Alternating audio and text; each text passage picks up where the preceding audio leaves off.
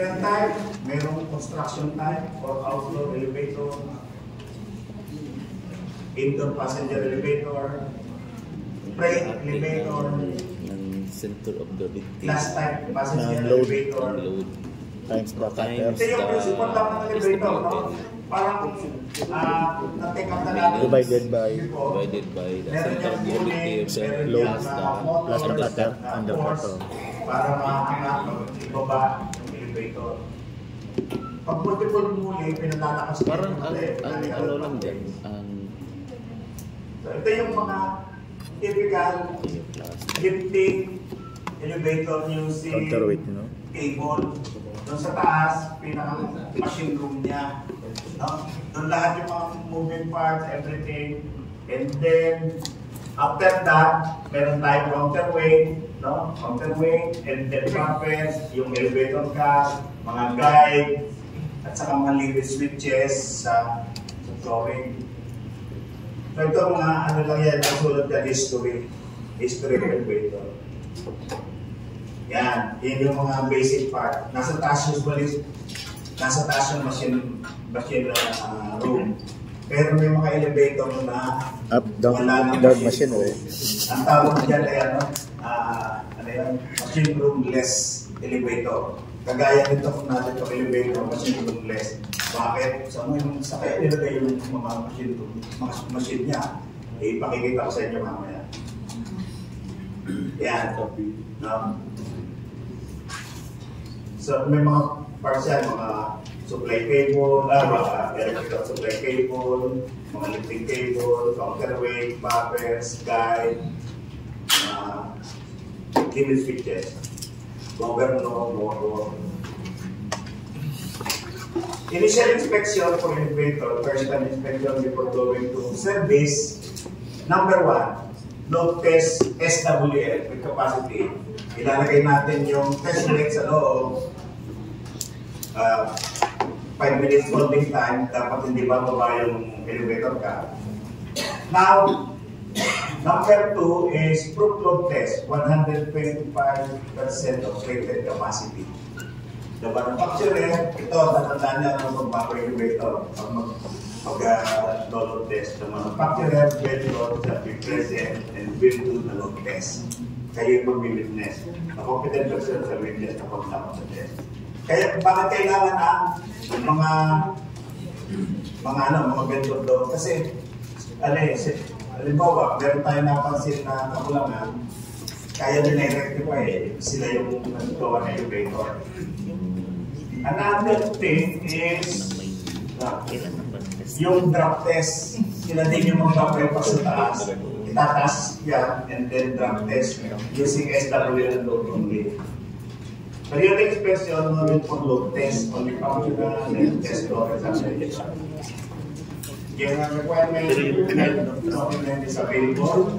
Record of test previous inspection report available. Preventive maintenance record is established. Preventive maintenance PMS established.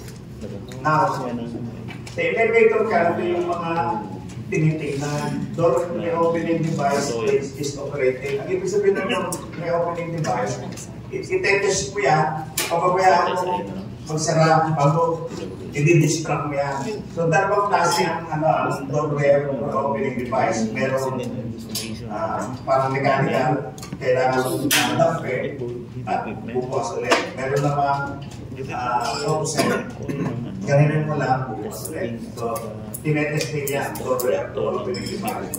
All operating device are enclosed electric shock proof type. Seals are sufficient strength with a minimum clearance of 13 mm. Yung sa floor, yung elevator ka, 13 minimum clearance. Car,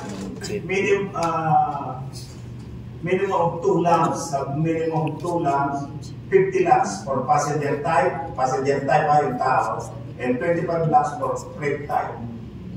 Right. Yung lux meter, using lux meter. Yung mga vendor may mga lux meter yan, at saka meron ding tachometer. Auxiliary lighting is working correctly. Isa-shut down yung power ng elevator, magkakaroon na emergency light doon sa loob. Ang tawag dyan, auxiliary power, using battery. Car emergency communication system is available. Mamaya makita natin doon sa ewan ko kung gumagana. Okay. Car door interlock system is available also. Car door interlock system is available and working. Ang ibig sabihin ng car interlock, pag na-kibuna yung elevator na nag-ano na, yung kaya sa. And then car is made out of material conforming to National Fire Protection Authority. Sa US na pero dito, fire code of the Philippines pa ang gamit natin. Yan, no?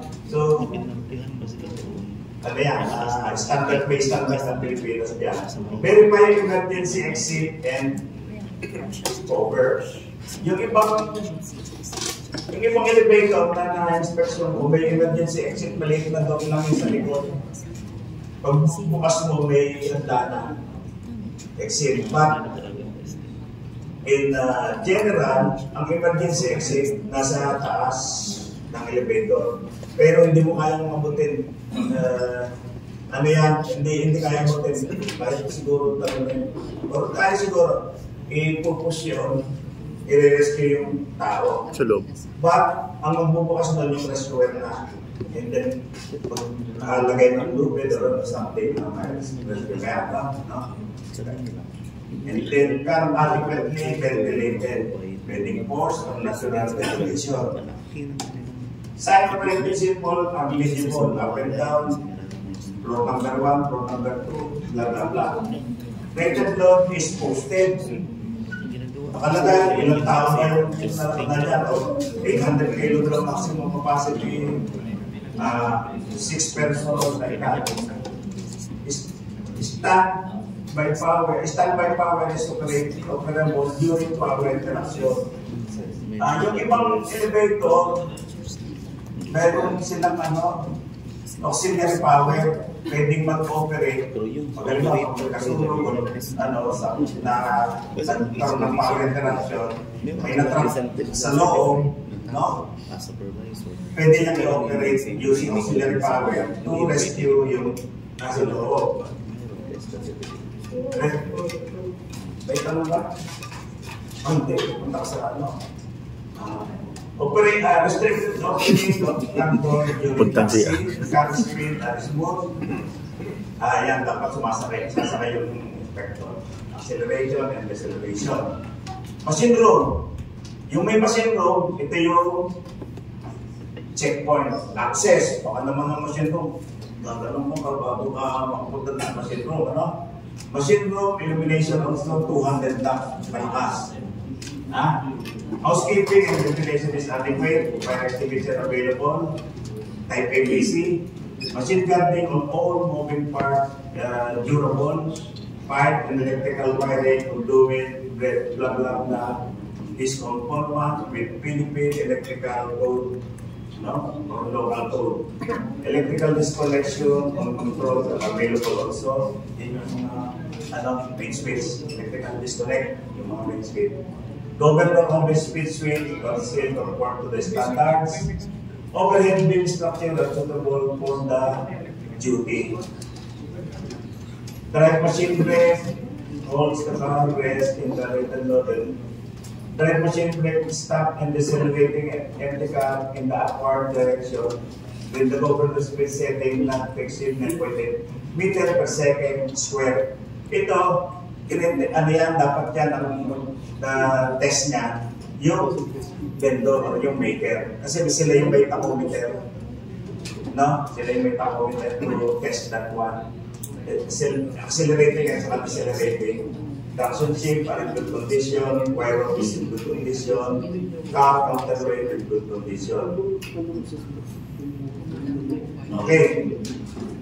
Grouping tayo, no? Medyo mabilis yung pero mas maganda. Okay na, mas maganda sa labas.